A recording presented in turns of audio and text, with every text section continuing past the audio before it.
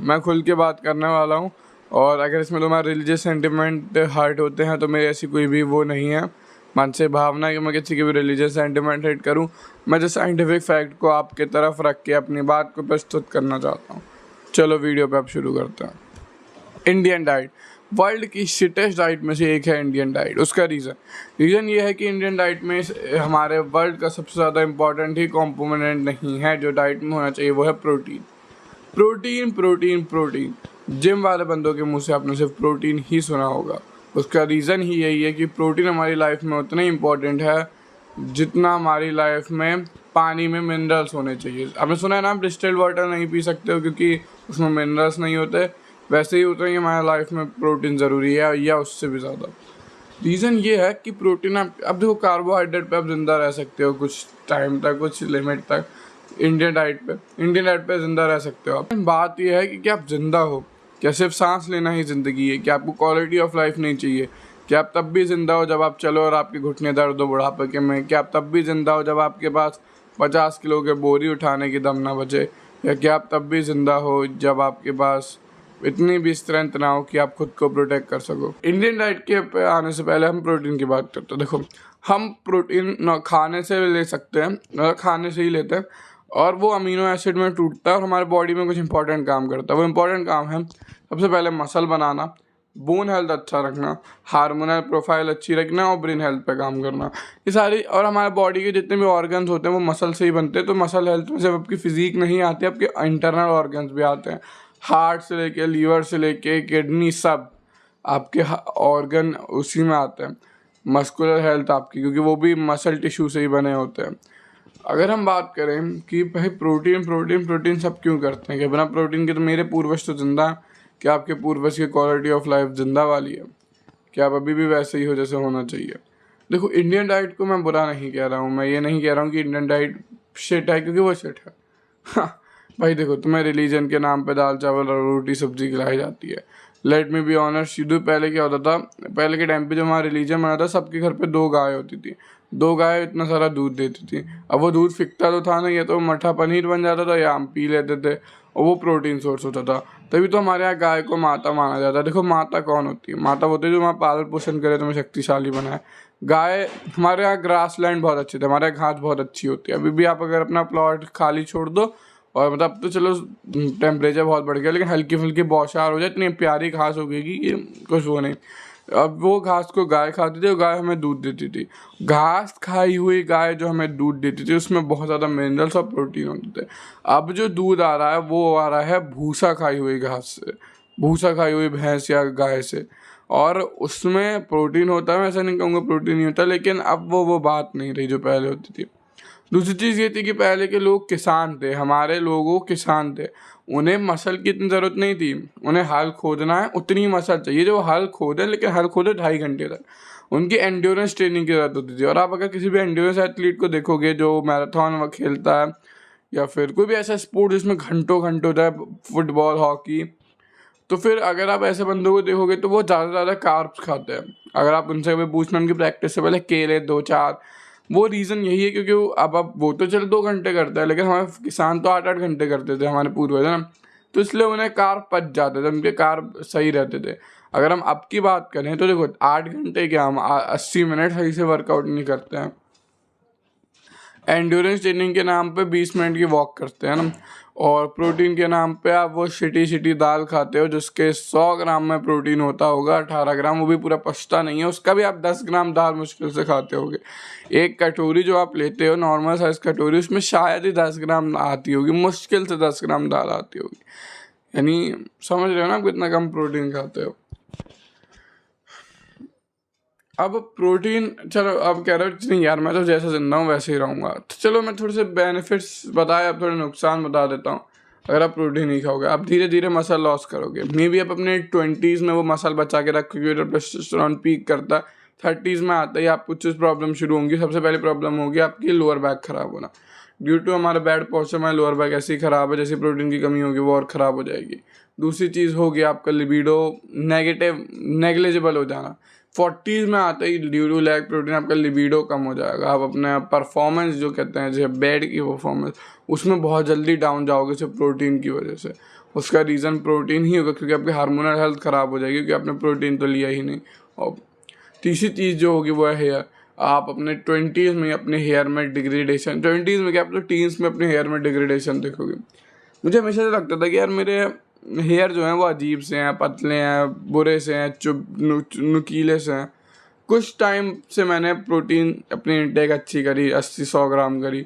Hair में जो improvement आई है, अभी आप मेरे बाल को देख के नहीं बता सकते, आप कैमरा में अपने वीडियोस देखोगे तो भी उसमें 19-20 पता नहीं चलेगा, क्योंकि जब आप मेरे बाल को टच करोगे, जब आप मेरे बाल को फील करोगे, तो उनमें जो इम्प्रूवमेंट आई है बाल की क्वालिटी में, वो A1 है, मतलब बहुत अच्छी इंप्रूवमेंट है, शायद ऐसे किसी दवाई से आता है।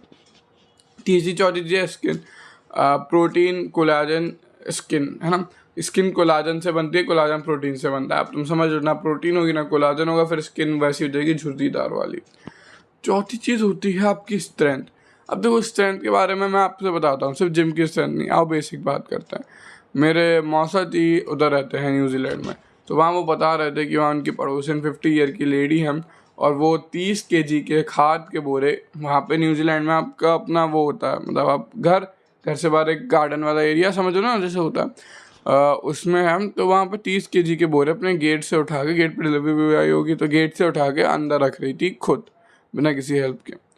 बात करें मेरी आपकी जनरेशन की, तो यहाँ के बच्चों को 30 किलो की बोरी दे दो, कमर ना तोड़वा लें तो बात करना।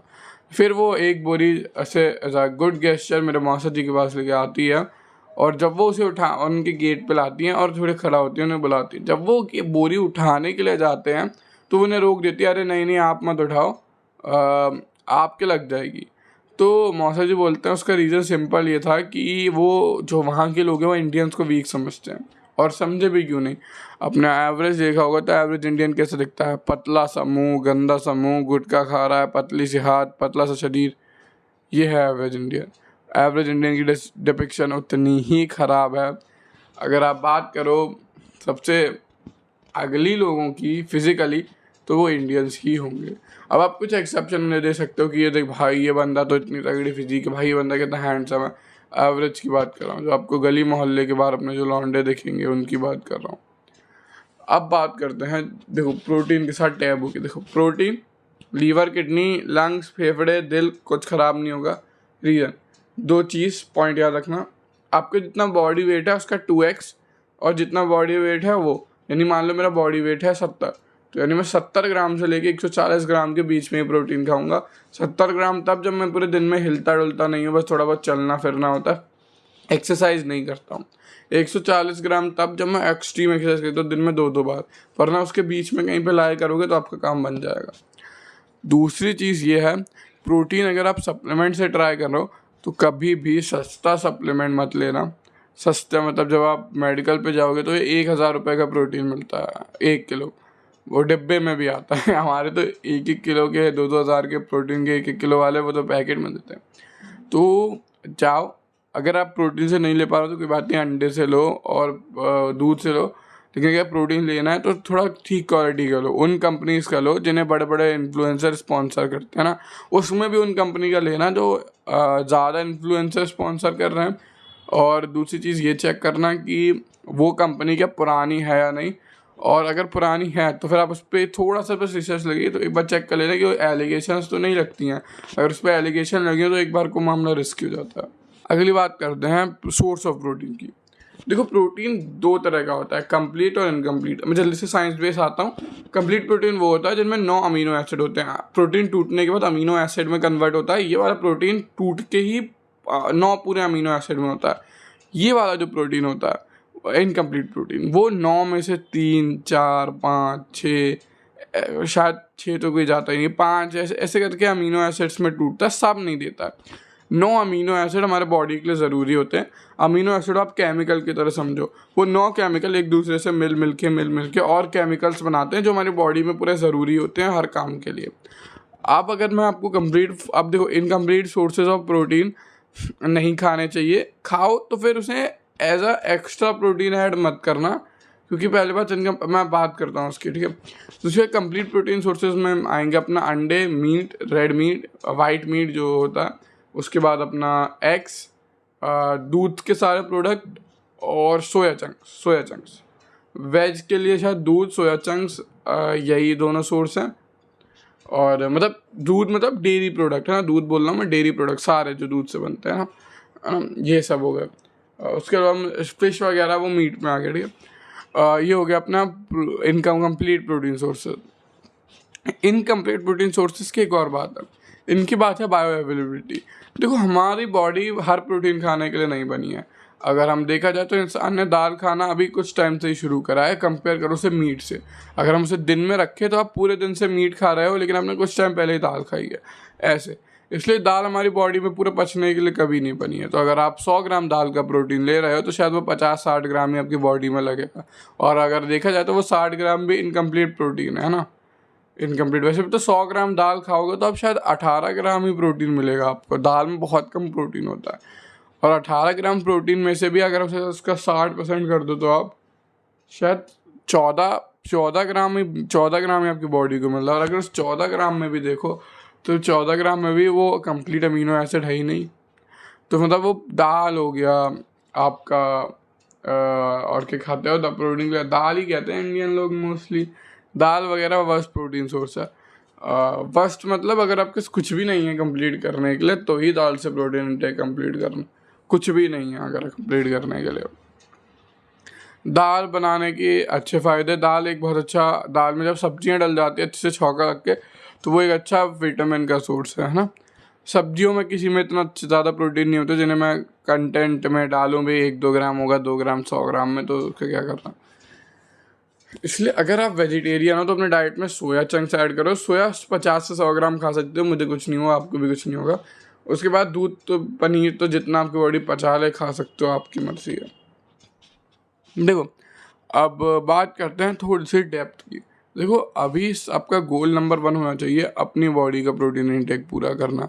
कैसे भी करो, अपनी मेहनत करो, लेकिन अपने बॉडी का प्रोटीन इंटेक पूरा करो। आपका गोल नंबर 2 होना चाहिए अपनी फैमिली का। ये गोल शायद थोड़ा एडवांस है, 1-2 साल आपको लगेंगे, लेकिन गोल नंबर 2 आपका फैमिली का प्रोटीन इंटेक पूरा करवाओ। आपकी फैमिली, आपकी मदर, आपके फादर, आपकी सिस्टर, आपके ब्रदर, आपकी दादी माँ, अगर वो अभी ज़िंदा है दुनिया में, उनका प्रोटीन उनके लिए उतना ही ज़रूरी है जितना आपके लिए, या शायद उससे भी ज़्यादा, क्योंकि अब वो बूढ़े हो चुके हैं और वो प्रोटीन डेफिशिएंट है। तीसरा गोल आपका ये होना चाहिए कि आपका जो बच्चा होगा, ये शायद 10 साल आगे का गोल है, प्लीज़ बचपन से उसे रिच प्रोटीन डाइट देना। और ये जो वीडियो है, या वीडियो मत शेयर करो, ठीक है, मुझे कोई फ़ायदा नहीं चाहिए, लेकिन जो इसकी नॉलेज है प्लीज़ अपने दोस्तों को भी बताना। देखो क्योंकि अगर हम इंडिया में अपने बच्चों को हम शुरू से प्रोटीन की डाइट देंगे, अब प्रोटीन का टैबू ख़त्म करेंगे, प्रोटीन ख़राब होता है, तो शायद हम अपनी अगली जनरेशन को बचा पाएँ उन कमेंट से कि इंडियन वीक होते हैं, इंडियन अजीब से होते हैं। थैंक यू, तब तक के लिए bye. Do what bottom 99% are not doing.